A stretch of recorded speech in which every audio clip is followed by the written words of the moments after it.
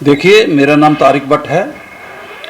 12 जुलाई की बात है कि 12 जुलाई को नेशनल कॉन्फ्रेंस की तरफ से जम्मू में एक महाराजा हरि सिंह जी पार्क में एक नेशनल कॉन्फ्रेंस की तरफ से बहुत बड़ा जलसा रखा गया था, जिसमें रियासी के भी 400-500 आदमी जो वहाँ पर शामिल हुए थे।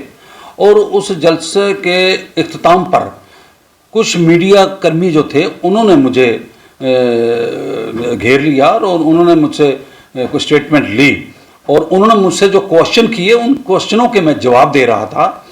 मैंने वहाँ पर कोई तकरीर नहीं की, उनके सवालों के जवाब में मैंने कुछ अल्फाज जो है वो इस्तेमाल किए थे और वो अल्फाज जो थे वो मैंने कुछ तारीख़ी किताबों से पढ़े थे और कुछ तारीख़ दानों की किताबों में मैंने पढ़े थे और कुछ किताबें जो हैं वो हमारे देश की यूनिवर्सिटियों में लगी हुई हैं और लाइब्रेरियों में वो लगी हुई हैं, गवर्नमेंट की अप्रूव्ड शुदा वो किताबें हैं। उनसे मैंने कुछ लफ्ज़ जो पढ़े थे वो मैंने वहाँ पे दोहराए थे।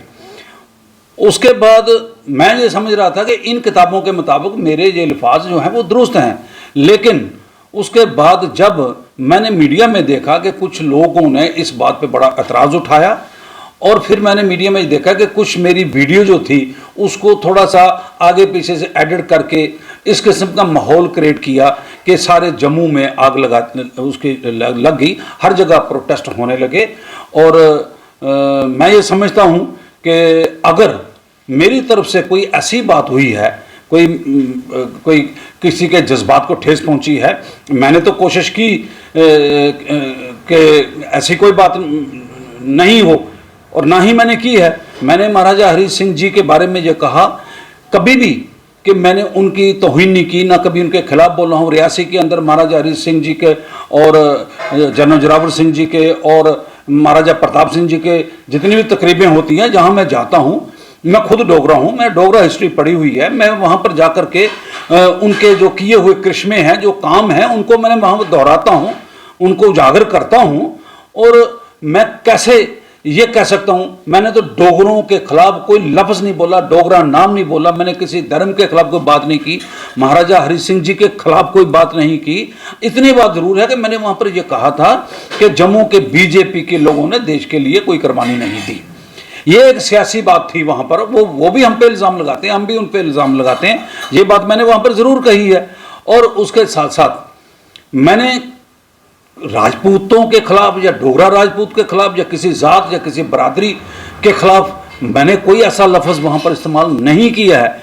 लेकिन फिर भी अगर इस बात को लोग ये समझते हैं कि मैंने जो कुछ भी कहा वो गलत था, तो मैं ये समझता हूँ कि मेरी पार्टी के जो प्रोविंशियल सेक्रेटरी हैं, जब उन्होंने इस बात की वजाहत की है कि तारिक भट्ट ने जो लैंग्वेज वहाँ पर यूज़ की है वो उससे मैं सहमत नहीं हूँ और मैं उन्होंने जो कहा है वो गलत है, तो फिर मुझे समझ आए कि शायद ये किताबें जो हैं ये गलत हो सकती हैं, क्योंकि किताब लिखने वाला कुछ भी लिख सकता है। तो मैं ये समझा कि मैंने जो कुछ वहाँ पर कहा है शायद मैं गलत था, इसलिए मेरे लफ्ज़ों से, मेरे बोलने से अगर जम्मू के लोगों के जज्बात को ठेस पहुँची है, अगर जम्मू के लोगों को दुख पहुँचा है, तो मैं उसके लिए माजरत ख्वाह हूँ। मैं नहीं चाहता, मैंने सारी ज़िंदगी 50 साल हुए मैंने अपनी ज़िंदगी वक्फ़ करके रखी है लोक सेवा में और सारी ज़िंदगी मैंने दे दी है। मैं लोगों को नाराज़ नहीं कर सकता हूँ। मैं अगर लोगों की खिदमत करता हूँ तो लोगों को कैसे नाराज़ कर सकता हूँ। लिहाजा जम्मू के लोग अगर मुझसे नाराज़ हैं तो मुझसे बड़ा बदकिस्मत इंसान कोई नहीं हो सकता है। मैं राजपूत सभा का भी शुक्रिया अदा करता हूँ कि उन्होंने रियासी आए, उन्होंने प्रोटेस्ट किया, उन्होंने नाराज़गी का इज़हार किया, मुझे कुछ सीखने को मिला है, मैंने उनसे भी कुछ सीखा है। और फिर आज मुझे इस बात का दुख तो है कि जो मेरे बच्चों के बराबर जो बच्चे थे उन्होंने भी मुझे पुत्र पुत्र करके कहा, मुझे माँ बहन की गालियाँ दी हैं। मैं इस बात का बुरा नहीं मनाता कि किसी ने मुझे क्या कहा, मुझे तो जान से मारने की धमकियाँ भी आई, तो लेकिन अगर मैंने ये नहीं बोला होता तो ना मुझे कोई गालियाँ निकालता, ना मुझे कोई जान से मारने की धमकी देता।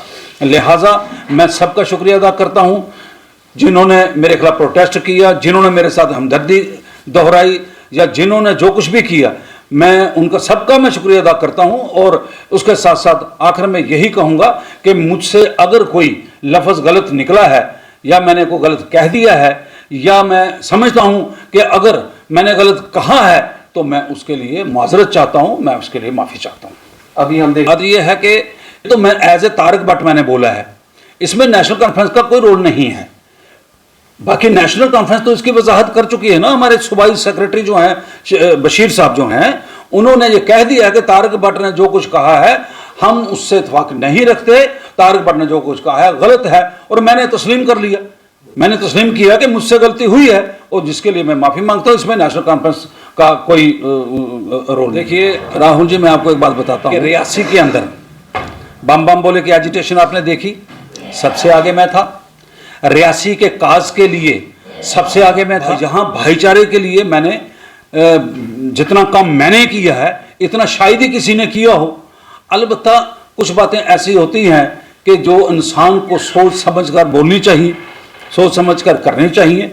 मैं फ्यूचर की बात क्या, मैं तो करता ही नहीं था, लेकिन जो मैंने मेरे मुंह से जो निकली है वो किताबी बातें थी। अगर वो किताब गलत थी तो फिर इसका मतलब ये है कि मैं गलत हूं। तो हो सकता है वो किताब ही गलत हो। तो इंसान को यही कोशिश करनी चाहिए कि कोई भी बात मुंह से जो निकले उसका सोच समझ कर निकले, जिसका किसी को ठेस ना पहुंचे, किसी के जज्बात को तकलीफ ना हो, किसी के दिल को दुख ना पहुंचे। ये तो एक इंसानियत भी है और इंसान का फ़र्ज़ भी है। मैं कोशिश करूंगा कि आइंदा के लिए ऐसी कोई बात ना। देखिए घर में बर्तन होते हैं वो खड़कते भी हैं, घर के बच्चे अपने माँ बाप से लड़ते भी हैं।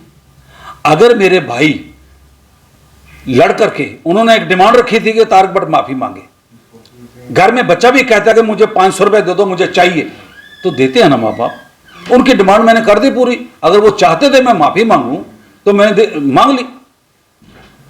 मुझे उनसे कोई गिला नहीं है, मुझे उनसे कोई गिला शिकवा नहीं है। जहां मिलेंगे जो मेरे बच्चों की उम्र के होंगे मैं उनको बच्चा समझ के उनके साथ बात करूंगा।